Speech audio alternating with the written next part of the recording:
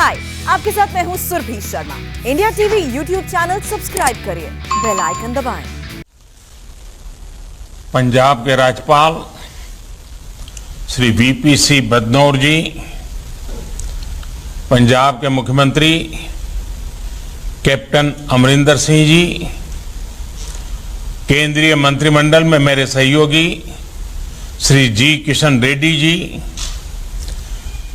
श्री अर्जुन राम मेघवाल जी, श्री सोम प्रकाश जी, संसद में मेरे सहयोगी श्री श्वेत मलिक जी, कार्यक्रम में जुड़े सभी आदरणीय मुख्यमंत्रीगण, जनप्रतिनिधिगण, शहीदों के परिवारजन, भाई और बहनों, पंजाब की वीर भूमि को, जलियांवाला बाग की पवित्र मिट्टी को मेरा अनेक अनेक प्रणाम। मां भारती की उन संतानों को भी नमन जिनके भीतर जलती आजादी की लौ को बुझाने के लिए अमानवीयता की सारी हदें पार कर दी गई। वो मासूम बालक बालिकाएं, वो बहनें, वो भाई, जिनके सपने आज भी जलियांवाला बाग की दीवारों में अंकित गोलियों के निशाने में दिखते हैं। वो शहीद कुआं जहां अनगिनत माताओं बहनों की ममता छीन ली गई, उनका जीवन छीन लिया गया, उनके सपनों को रौंद डाला गया, उन सभी को आज हम याद कर रहे हैं। भाई और बहनों, जलियांवाला बाग वो स्थान है जिसने सरदार उधम सिंह, सरदार भगत सिंह जैसे अनगिनत क्रांतिवीरों, बलिदानियों, सेनानियों को हिंदुस्तान की आजादी के लिए मर मिटने का हौसला दिया। 13 अप्रैल 1919 के वो 10 मिनट हमारी आजादी की लड़ाई की वो सत्य गाथा, चीर गाथा बन गए, जिसके कारण आज हम आजादी का अमृत महोत्सव मना पा रहे हैं। ऐसे में आजादी के 75वें वर्ष में जलियांवाला बाग का स्मारक का आधुनिक रूप देश को मिलना हम सभी के लिए बहुत बड़ी प्रेरणा का अवसर है। ये मेरा सौभाग्य रहा है कि मुझे कई बार जलियांवाला बाग की इस पवित्र धरती पर आने का, यहां की पवित्र मिट्टी को माथे पर लगाने का सौभाग्य मिला है। आज जो रेनोवेशन का काम हुआ है, उसने बलिदान की अमर गाथाओं को और जीवंत बना दिया है। यहां जो अलग अलग गैलरी बनाई गई हैं, जो दीवारों में शहीदों के चित्र उकेरे गए हैं, शहीद उधम सिंह जी की प्रतिमा है, वो सब हमें उस कालखंड में लेकर जाते हैं। जलियांवाला बाग नरसंहार से पहले इस स्थान पर पवित्र वैशाखी के मेले लगते थे। इसी दिन गुरु गोविंद सिंह जी ने सर्बत दा भला की भावना के साथ खालसा पंथ की स्थापना की थी। आजादी के 75वें साल में जलियांवाला बाग का ये नया स्वरूप देशवासियों को इस पवित्र स्थान के इतिहास के बारे में, इसके अतीत के बारे में बहुत कुछ जानने के लिए प्रेरित करेगा। ये स्थान नई पीढ़ी को हमेशा याद दिलाएगा कि हमारी आजादी की यात्रा कैसी रही है। यहां तक पहुंचने के लिए हमारे पूर्वजों ने क्या क्या किया है, कितना त्याग, कितना बलिदान, अनगिनत संघर्ष। राष्ट्र के प्रति हमारे कर्तव्य क्या होने चाहिए, कैसे हमें अपने हर काम में देश को सर्वोपरि रखना चाहिए, इसकी भी प्रेरणा नई ऊर्जा के साथ इसी स्थान से मिलेगी। साथियों, हर राष्ट्र का दायित्व होता है कि वो अपने इतिहास को संजो कर रखें। इतिहास में हुई घटनाएं हमें सिखाती भी है और आगे बढ़ने की दिशा भी देती है। जलियांवाला बाग जैसी ही एक और विभीषिका हमने भारत विभाजन के समय भी देखी है। पंजाब के पश्चिमी और परिश्रमी और जिंदा दिल लोग तो विभाजन के बहुत बड़े भुक्तभोगी रहे हैं। विभाजन के समय जो कुछ हुआ उसकी पीड़ा आज भी हिंदुस्तान के हर कोने में और विशेषकर पंजाब के परिवारों में हम अनुभव करते हैं। किसी भी देश के लिए अपने अतीत की ऐसी विभीषिकाओं को नजरअंदाज करना सही नहीं है। इसलिए भारत ने 14 अगस्त को हर वर्ष विभाजन विभीषिका स्मृति दिवस के रूप में आने वाली पीढ़ियों को याद रखें, इसलिए इसे मनाने का फैसला किया है। विभाजन विभीषिका स्मृति दिवस आने वाली पीढ़ियों को भी याद दिलाएगी कि कितनी बड़ी कीमत चुकाकर हमें स्वतंत्रता मिली है। वो उस दर्द, उस तकलीफ को समझ सकेंगे जो विभाजन के समय करोड़ों भारतीयों ने सही थी। साथियों, गुरुबानी हमें सिखाती है, सुखो होवे सेव कमाणिया, अर्थात सुख दूसरों की सेवा से ही आता है। हम सुखी तभी होते हैं जब हम अपने साथ साथ अपनों की पीड़ा को भी अनुभव करते हैं। इसलिए आज दुनिया भर में कहीं भी कोई भी भारतीय अगर संकट में गिरता है तो भारत पूरे सामर्थ्य से उसकी मदद के लिए खड़ा हो जाता है। कोरोना काल हो या फिर अफगानिस्तान का वर्तमान संकट, दुनिया ने इसे निरंतर अनुभव किया है। ऑपरेशन देवी शक्ति के तहत अफगानिस्तान से सैकड़ों साथियों को भारत लाया जा रहा है। चुनौतियां बहुत हैं, हालात मुश्किल है, लेकिन गुरु कृपा भी हम पर बनी हुई है।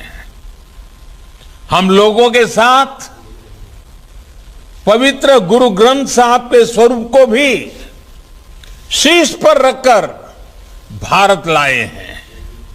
साथियों, बीते वर्षों में देश ने अपनी इस जिम्मेदारी को निभाने के लिए जी जान से प्रयास किया है।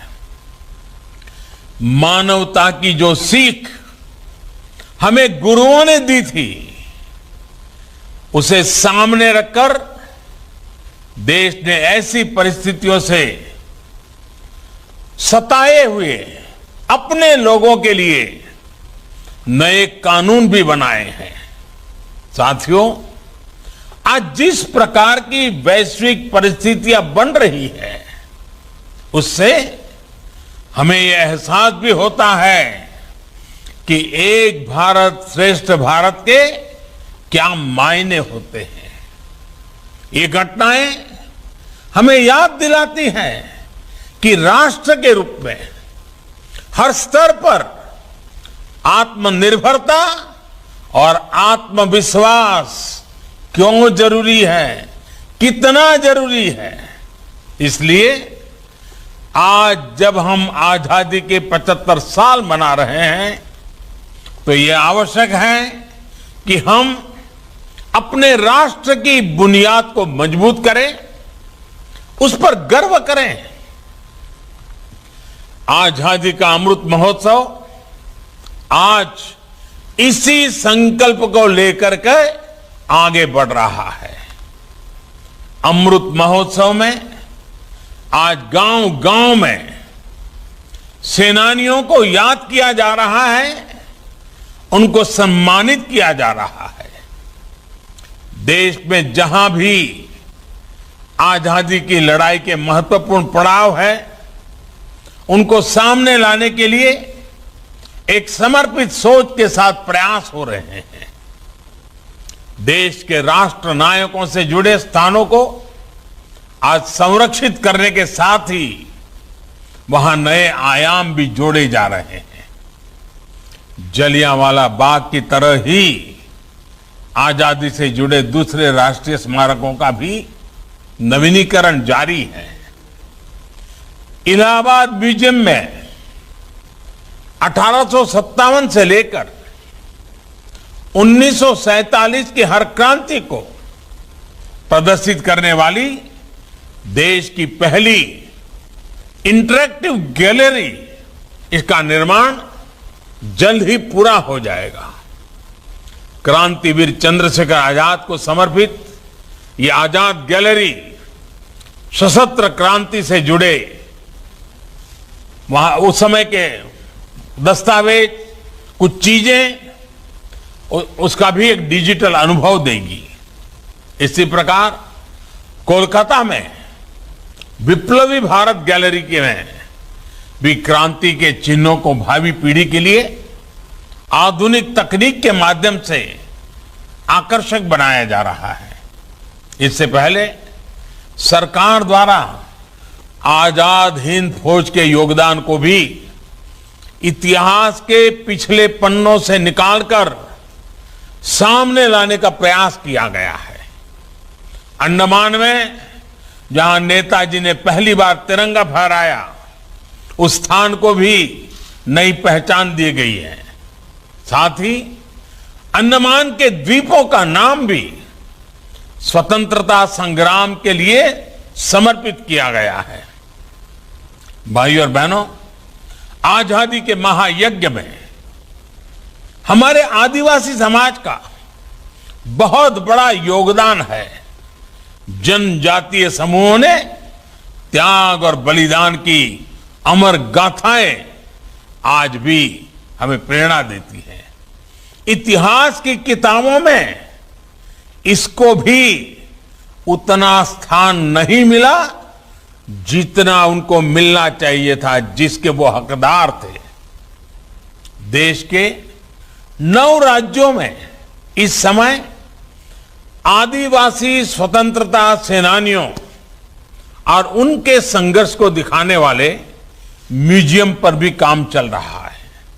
साथियों, देश की ये भी आकांक्षा थी कि सर्वोच्च बलिदान देने वाले हमारे सैनिकों के लिए राष्ट्रीय स्मारक होना चाहिए। मुझे संतोष है कि नेशनल वॉर मेमोरियल आज के युवाओं में राष्ट्र रक्षा और देश के लिए अपना सब कुछ न्यौछावर कर देने की भावना जगा रहे हैं। देश को सुरक्षित रखने के लिए पंजाब सहित देश के कोने कोने को जो हमारे वीर सैनिक शहीद हुए हैं, आज उनको उचित स्थान और उचित सम्मान मिला है। इसी प्रकार हमारे पुलिस बेड़े के लोग, हमारे जो पुलिस के जवान हैं, जो हमारे अर्धसैनिक बल हैं, उनके लिए भी आजादी के इतने दशकों तक देश में कोई राष्ट्रीय स्मारक नहीं था। आज पुलिस और अर्धसैनिक बलों को समर्पित राष्ट्रीय स्मारक भी देश की नई पीढ़ी को प्रेरित कर रहा है।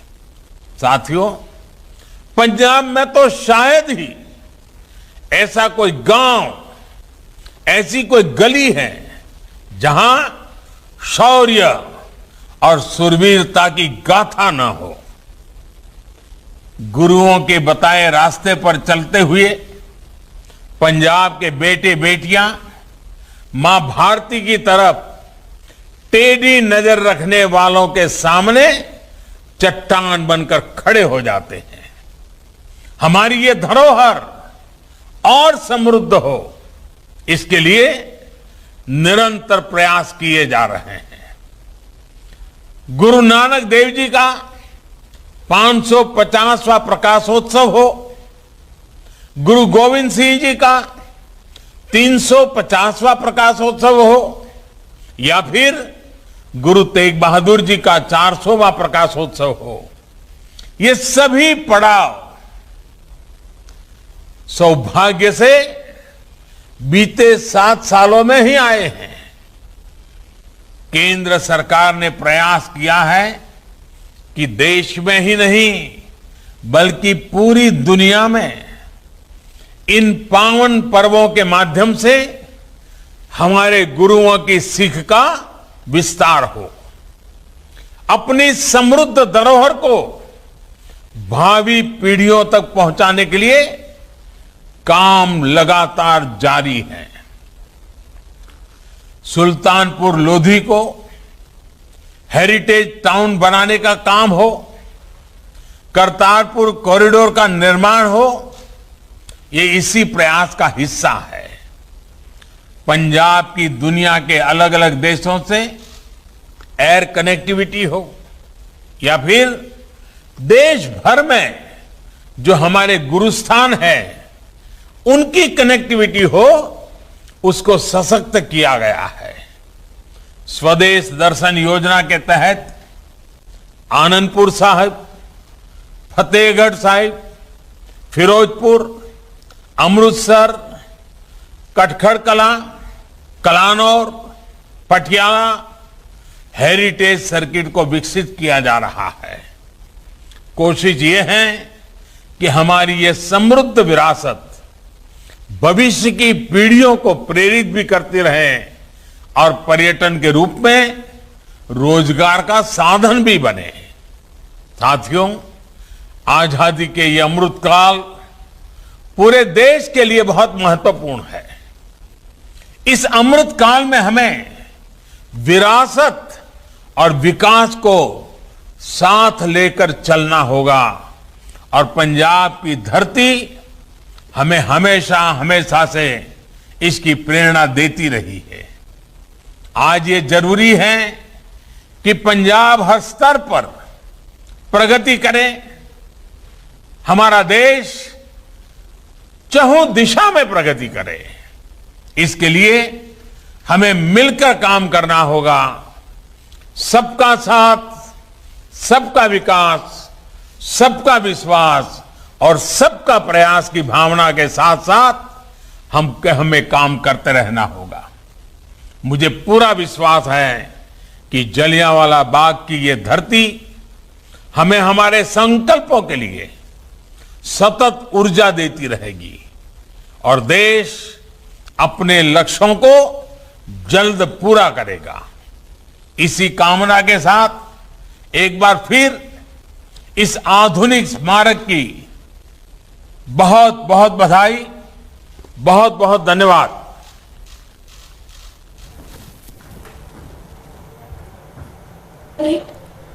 संबंधों को जोड़ प्रधानमंत्री नरेंद्र मोदी को आपने सुना। प्रधानमंत्री नरेंद्र मोदी को आपने सुना। जलियांवाला बाग के शहीदों को प्रधानमंत्री ने नमन किया, श्रद्धांजलि दी और पंजाब में हेरिटेज सर्किट का किस तरीके से विकास होगा इस बात का भी जिक्र किया है। देश की आजादी के लिए अमर शहीदों को याद करते हुए प्रधानमंत्री नरेंद्र मोदी ने अफगानिस्तान की बात भी की। उन्होंने कहा, मिशन बेहद कठिन है लेकिन गुरुओं की कृपा की बदौलत लोगों को वापस लाया जा रहा है। शहीदों को याद करते हुए, श्रद्धांजलि देते हुए प्रधानमंत्री ने इस बात का जिक्र किया। हाय, आई एम सुरभि शर्मा। खबरों से अपडेट रहने के लिए India TV YouTube channel subscribe